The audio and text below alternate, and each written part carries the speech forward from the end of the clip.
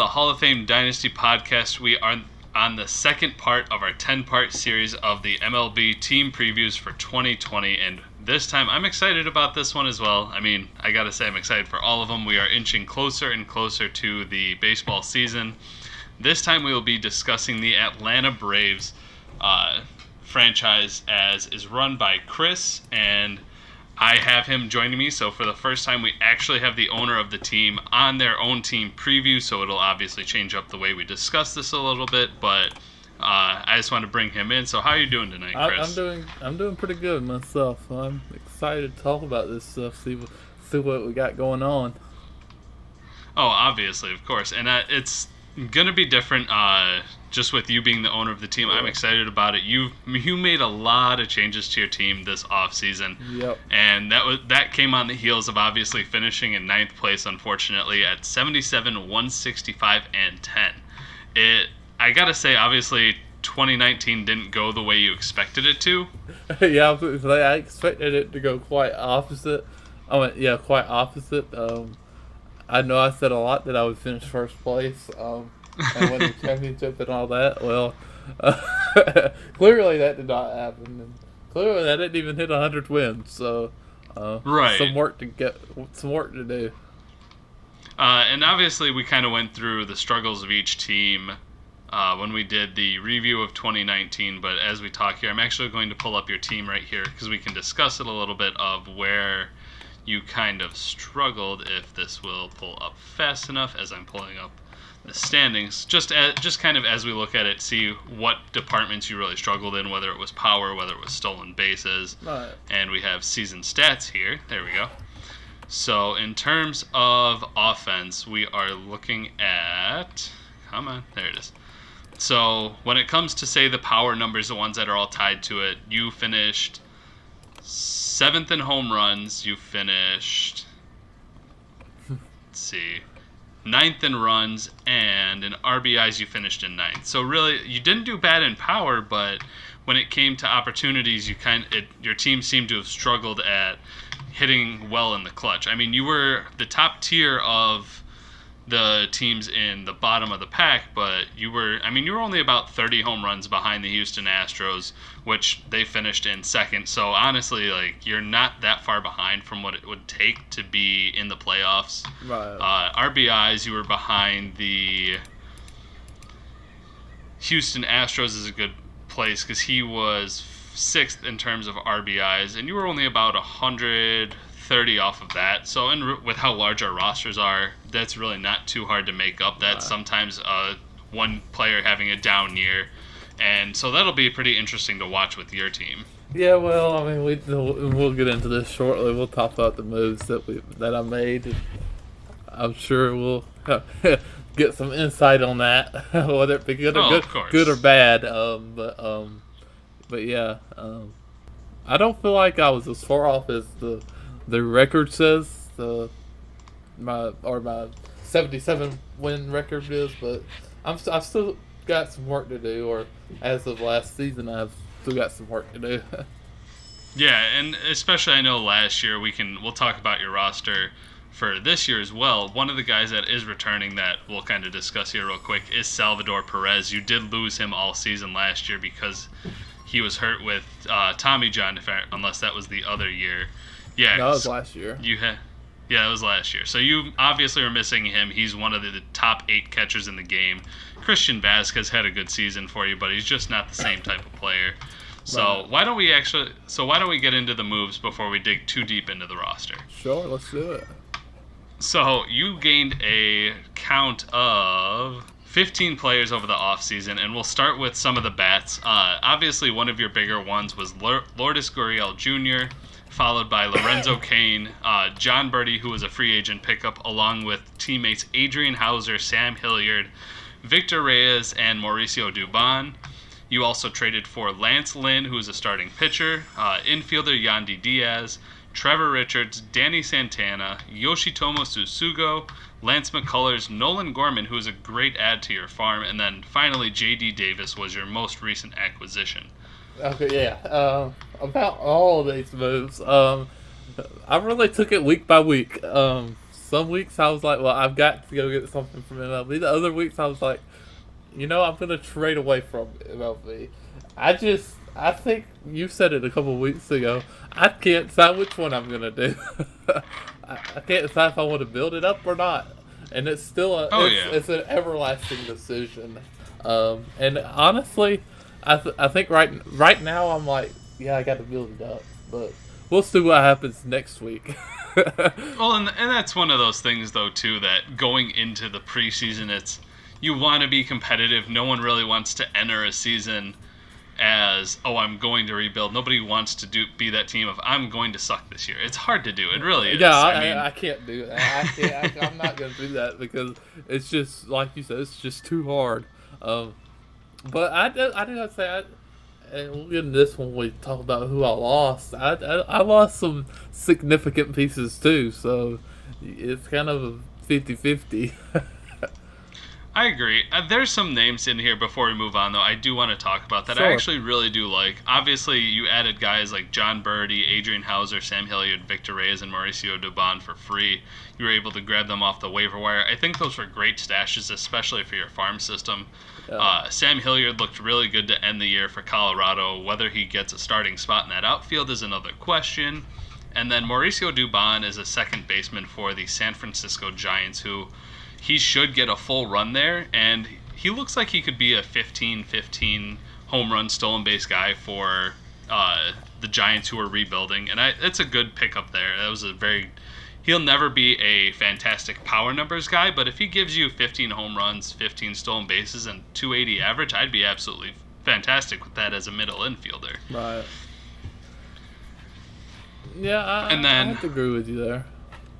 And then I did obviously, I hated giving up Nolan Gorman, the pure power potential with him, and he's a very patient hitter. I like that for your farm system. And then finally, the other one that I really like for you is J.D. Davis. I feel like he's very underrated, and going into the season with third base and outfield eligibility, he's going to hit probably 25 home runs. He's going to be about a 265, 275 type hitter.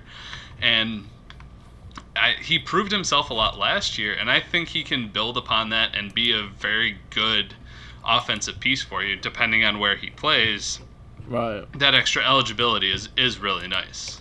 Yeah, I definitely have to agree with you there. I really can't argue anything you said, but I don't even remember what I was gonna say something, but I don't remember what it was. So you. If you had anything else, I'd continue. Maybe I'll remember it by the time you're finished. I was a little long-winded there, so that I apologize for that. It's all right. It's all right. I like that move for you. It's weird to see people rely on Mets players just because the Mets are the Mets, but honestly, they've been able to pump out some good offensive players recently, so I've got to imagine you're excited for them. Oh, yeah. I think I have to say I'm most excited for, out of the people that I've added, would probably be Gorman and J.D. Davis. I think I pretty much made those moves at the last second. I was like, well, I got to make some move. And then Vic had J.D. Davis on there. I was like, well, I'm going to go after him. And we'll just see what happens. And, I've got him. And yeah, and that was a pretty quiet trade. Really, nobody said anything. That one, I don't think.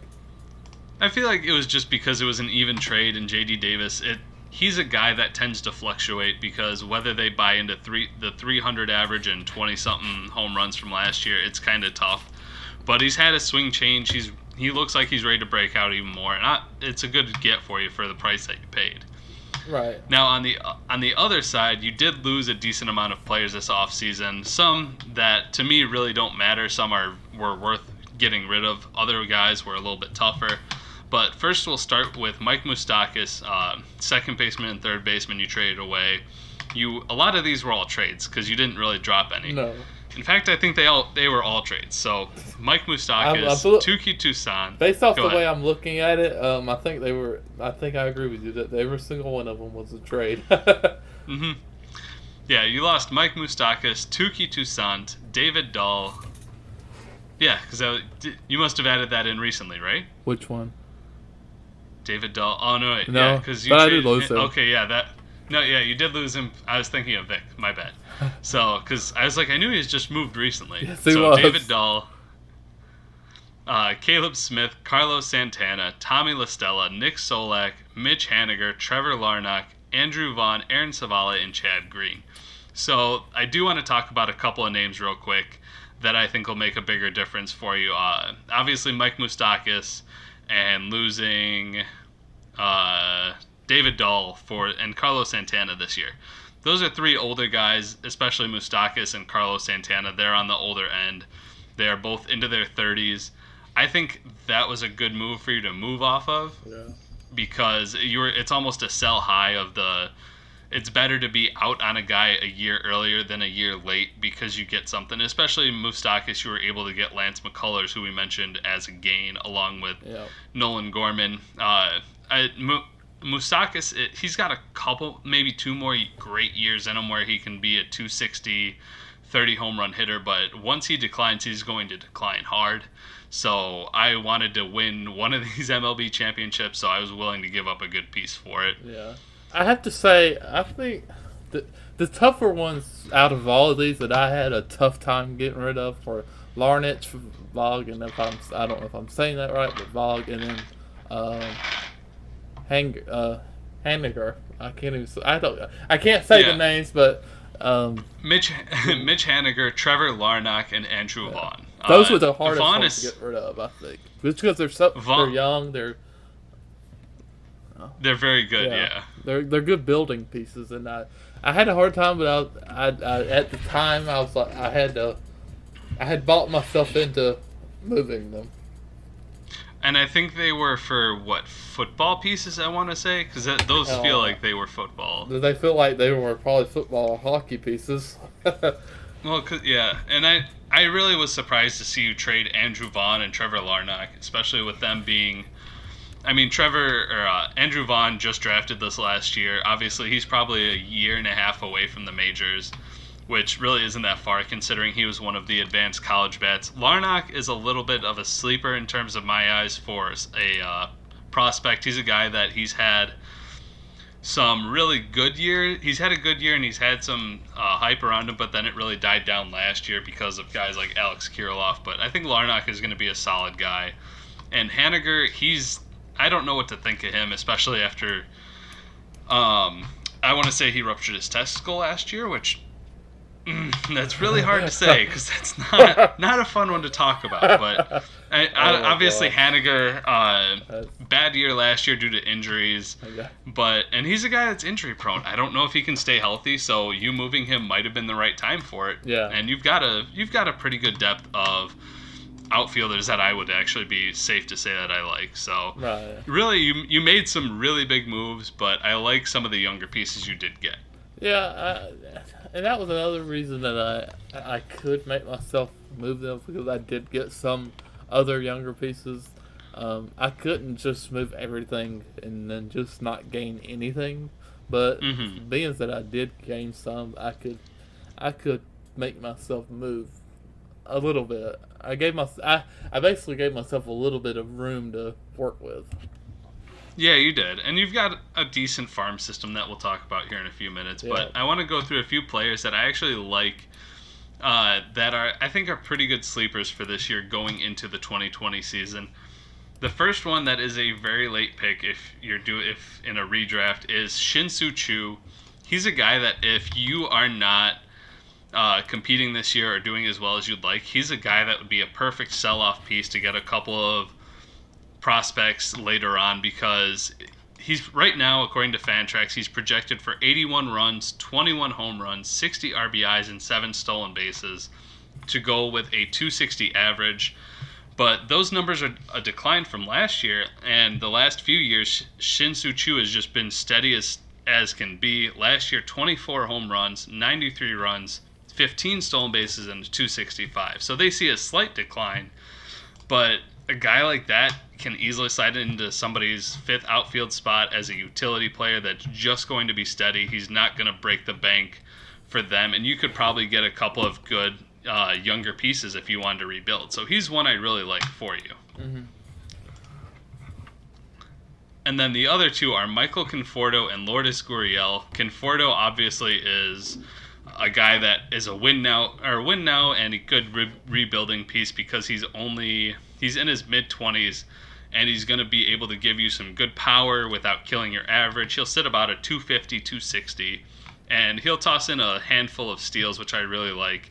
And he's a guy that is very similar to Lourdes Gurriel, that they're both 30 home run guys, a few steals here, and they're gonna keep your average about base around that 270. So I think those are two really good pieces. Are you excited for those two guys this year? Yeah, I'm definitely excited for Conforto this year. I do agree with what you said about Shinsho, who I can't. Shin Soo-Choo. Yeah. Oh my gosh, I just can't say no names today. But I do agree with you that maybe it's time to consider something like selling off, but we shall see when that time comes. But I am excited about seeing these two guys in the system this year. Oh, of course. And I mean, Conforto and Gurriel are guys you can build around. Chu would be more middle of the year if your team's not playing the way you thought they would. He would be more of a sell-off piece, but I like where you're at. I think you're sitting pretty, at least to start the season. You have a chance to be competitive. As long as your team stays healthy, that's what really is going to depend. Yep, that's what matters for everybody. So that's a make or break thing right there. Oh, absolutely. And so why don't we get into your farm system a little bit here, just because we have the opportunity. You know your farm system a little bit. Yeah. Besides Mauricio Dubon, who you added, you've also got two shortstops who are looking to make their chances this year with Nico Horner and Carter Kieboom. Carter Kieboom is not projected to play. He's only projected to play 88 games with 12 home runs and not anything fantastic. And Nico Horner is projected for 120 games, about the same stats somehow. Decent more runs, a few more RBIs. I actually like both of these guys, but neither of them is going to play the shortstop position. Let's start on Kieboom, who's going to probably take over the third base spot for the Washington Nationals since Anthony Rendon is gone. I'm really excited about him. I think his stats are a little bit lower than what he'll actually do. How do you feel about Carter Kieboom? Are you excited for him to come up this year? I'm excited to finally see what I have in him and Horner, and for that matter, both of them. I'm excited to see where I won't even sit and see what I've got, because it's not like we're going to see a full season, but I'm excited to see what kind of hints of what I have. Maybe get my hopes up a little bit on them, even more than they already are at this point. And I think that's what I'm most excited about with these two guys. Not like you said, probably not going to see a whole season out of them or anything super major, but it's the fact of seeing them at all gets your hopes up in the majors. Oh, yeah, and you've got guys that they could actually. You'd be able to replace them pretty easily. You wouldn't have to have a huge roster crunch. You'd be able to drop somebody pretty easily to make a spot for him, whether it's Freddie Galvis. If John Birdie's not stealing the way we think he will, then you'd be able to call both of these guys up pretty quickly. Yeah, absolutely, and there really wouldn't be any problem at all. And I mean, I've gotten my roster down to where I'm not gonna be in crunch time trying to cut 5 players like I was in NHL when I had 10 guys on IR and I had to cut somebody that was good. That was a good player. I'm not in that situation here, thankfully. Right, and that's always the hardest part about building up a team, is when you do start having some younger players come up of, oh, what am I going to do? But that's why you're in a good spot right now, where you've got guys that can compete. Right. And you'll be able to actually move guys if you needed to, especially CJ Cron. You've got some older players that are able to be moved if need be. So absolutely, yeah. But I'm really excited about Kieboom and Horner.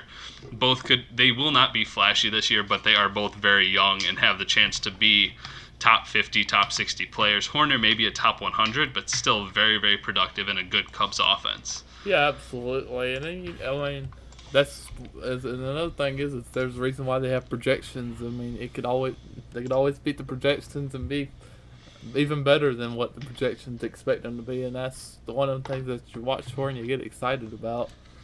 Just hoping for the best. So the one last player I want to talk about before we move on to your strengths and weaknesses in terms of categories is Dinelson Lamet. I know you and I have talked about him a lot this offseason, yeah. And he's a guy that's gotten a lot of hype in the fantasy community, especially after his breakout season last year where he put up a really good ERA and his strikeouts were way up, so he had 105 strikeouts in 73 innings. His ERA wasn't pretty at 4.07. It wasn't the ace-like type guy, but he did limit his walks a lot, only 30 walks to 105 strikeouts. And a lot of people are calling for him to break out and be maybe a 3.8 ERA with a ton of strikeouts, as we've seen. Right. How are you feeling about Lamet? Are you excited about him? Are you going to keep him? I mean, that's one of those things. Well, what do you plan on doing with him? I can't commit to 100% on anything just because it's me. And mid-season, it depends on how I'm doing. If it's really getting really bad, I might trade him off. But I'm leaning towards. I'm gonna keep him and try to hang on to him and see what happens, and hope for the best. Obviously, just like I was saying earlier, and yeah, I mean, right now, my team's at the point right now where I just have to see how it turns out this season. Who's going downhill? Who's going uphill? And then take it from there because I'm clearly in the rebuild process with this team. It's not. Yeah, I know last year I said I'm gonna finish number one, but I'm not gonna finish number one. I'm not gonna finish top 3. I've got to work this thing out. So yeah, I got to hang on to what I have that's good, and then trade off the old and the old and not gonna be playing much longer. Right, and especially Dinelson Lamet's only 27 years old. He's a guy that if he does have a breakout year, you could easily build upon for next year. Yeah. He could be a top 20 pitcher. He could be top 60. He's got a wide range of it, but it's well worth it for your team at this point. So, yeah. So leading into that, we'll go into the strengths of the team because actually, why don't we start with the weaknesses just because we were on pitching. The biggest weakness I see with your team is home run and pitching in general. So we'll start with the pitching side of it.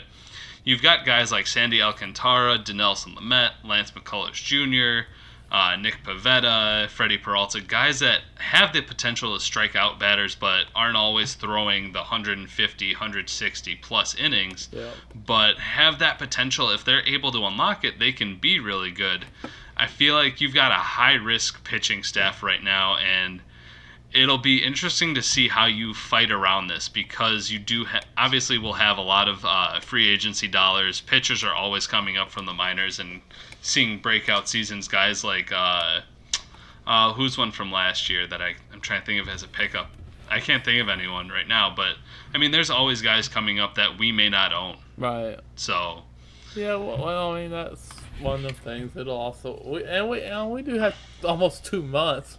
I mean, I could see a potential trade or two to try to up this because it's not the best. So I mean, it's got time, and if I want to contend, I'm gonna have. I feel like I'm gonna have to make a move or two, and maybe people will probably take that as my pitch for or a request for a trade, but it's really.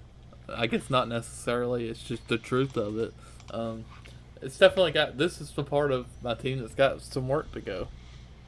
Oh, of course, and you've got some work, but I know you're a very active person, and it's more going to be watching the waiver wire, keeping an eye on it, and that's what we're going to have to do. So, and then on the other weakness that I see in your team is home runs. Really, I think you've got the potential for a good scoring offense, but when it comes down to it, you have guys that are middling power to low ceiling power, guys like Daniel Murphy that are older. Colton Wong I like, but he doesn't have a ton of power. Yuli Gurriel had a great season last year, but we know what happened with that Astros offense. We know they weren't being clean exactly, is the way I'll put it. Oh my gosh. Yeah. Let's put it then nicely. Yeah, and then you do have some guys that have some massive power in Franmil Reyes, Hunter Renfroe, and Michael Conforto. Obviously, Franmil Reyes, I like his situation in Cleveland now that he'll be able to play as the everyday DH. He won't have to deal with the San Diego Padres platoon. He's going to be a big boost to that power from last year, but outside of that, you've got some guys that do have more risky years. So I think that's something that you'll have to supplement if you're looking to compete. I think home run, though, that also depends on the type of ball we're playing with. Because if we go back to last year, if we go back to the ball from 2019, that'll be easy to find. But if we go back to, say, 2017, it's going to be a little bit harder just with the ball not being as juiced. So Right. Well, I think this one of the things I feel like the ceiling's not super high, but I also don't feel like the floor's super low either. So I'm gonna take the risk and see what happens.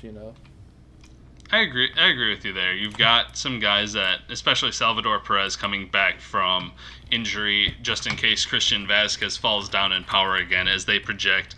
I think he's going to be... You've got that potential there at each position to have a good year. You're just going to need a little bit of luck with it and guys having good years with it. Right, yeah. I agree with you there. Now, on the strength of your team, you do have some of the... I do like your terms of strength in ratio, stats, and stolen bases. You don't have anyone that's a 330, 320 type hitter, but throughout your team, your biggest players seem to be pretty consistent. Guys like Yuli Gurriel, even if the power does dip down again, he's going to be close to a 290 to 300 average. Daniel Murphy should have a bounce-back season. J.D. Davis, like we talked about. And they even have Nico Horner and J.D. Davis projected around a 275, which is just above MLB league average, which I think was around 265 last year. Right. 265, 270, so they would be considered assets in the average. So I like that for you, along with OPS, even if you don't have a lot of power, because you have the guys that hit for average, your OPS is going to be fairly consistent week to week. So I like that for you a lot in terms of strength. Right, yeah, and it's a big deal. It really is. Anything you can take is a big deal. Oh, of course. And then finally, speed on your team. You have some guys that are big time stealers, and John Birdie is a guy that could toss up 30 steals this year. Colton Wong had a good year on the base paths, but you don't really rely on one or two people. You have guys that are able to chip in swipes anytime they want. So I like that for you. You don't rely on a Malik Smith, a guy that's just going to drag down everything else simply for speed. You have that spread throughout your team. Right. Absolutely. I absolutely agree with you there. So why don't we get into the prediction for 2020? Chris, how do you see your team doing? What place do you think you finish up in this year? Unfortunately, I feel like I'm still gonna finish 9th. I don't think I finished 10th. There's gonna be somebody that doesn't set their lineup at some point in time, and I slide into that 9th spot. I know that's gonna happen. It happened last year, but I think a goal. That's what I think is gonna happen. But my goal ultimately is to be at least 90 wins. I want to start to see some kind of improvement in the wins category, and not just hope. It's time to start seeing hope turn into wins.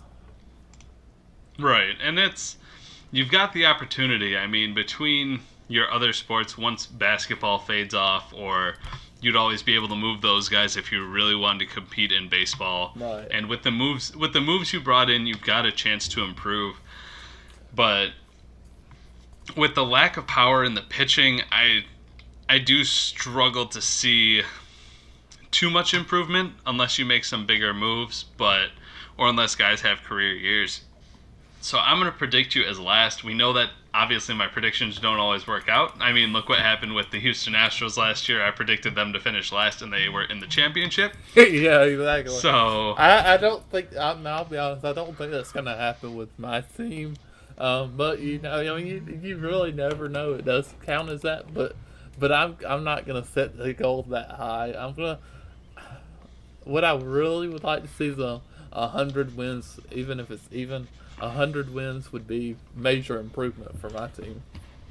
It would, and if you can get to 90, I think you'll have a chance to be able to push for the playoffs. Yeah. Because I know obviously the MLB was very, what do I want to say? The higher tier between myself and Keith and Jared, we really obviously it was very top heavy. That's the word I'm looking for.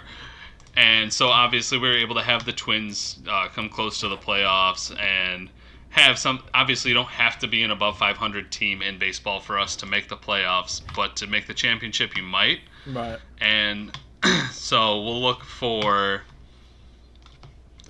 I think I'll predict you as 10th. I'm going to stick with it, but I could see where you would finish in 9th if Vic. I know exactly who you're talking about with lineups. Yeah. Obviously, we do have Sean back, so I do want to bring that up. I know he's going to set his lineup. I know he's a guy that is very similar to me, that he's very baseball heavy. I'm not as one track focused as he is. Yeah. So, but I know he's going to be in here, and his team is going to change so drastically from the time I write his preview to the beginning of the season, I'm sure. So we'll get into his later. Yeah, and I'm excited to see what happens with that team, and I'm glad he's back.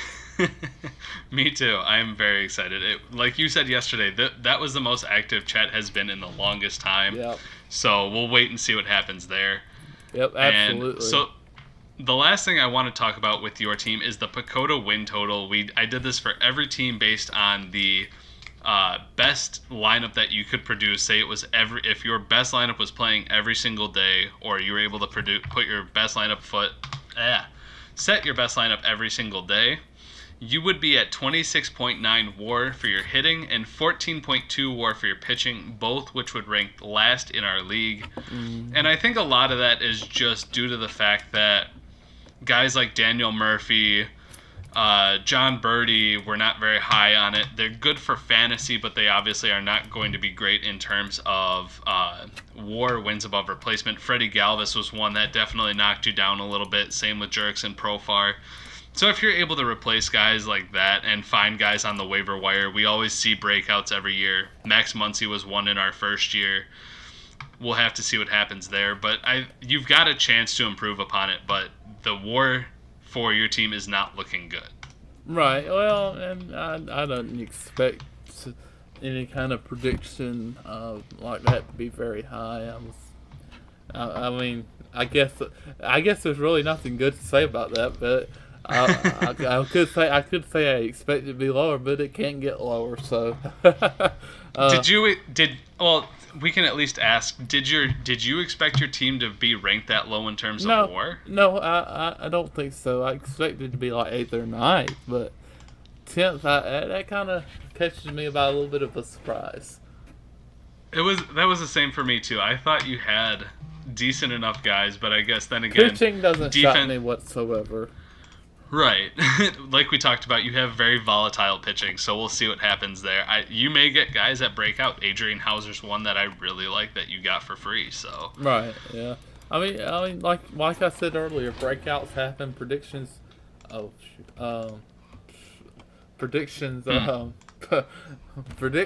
up wrong all the time. So right. Obviously not every time, but all the time in general. So hopefully these predictions are wrong. We'll have to wait and see, but we are only about 13 days away from our first spring training game. I'm excited about it. I cannot wait. But we will have more of these predictions coming out. The next team that is on our list, I believe, should be the Minnesota Twins. And I really should know this better, as I've worked on this so long now. I think it is. Okay, it is there, yeah. So, yeah, we have the Twins coming up next. I will see if Mac is interested in it. And then we have the Dodgers, and that will be the first 4 teams that did not make the playoffs last year. And then from there, we will move on into the playoff contenders from 2019. And if you've got nothing else to say about this, Chris, we will move on and wish everyone a wonderful weekend. I'm good. I think I've said what I've got to say. All right, so we will release this soon, and I will be in contact with Mac to see if he is on. So have a wonderful week, guys. See you later, guys.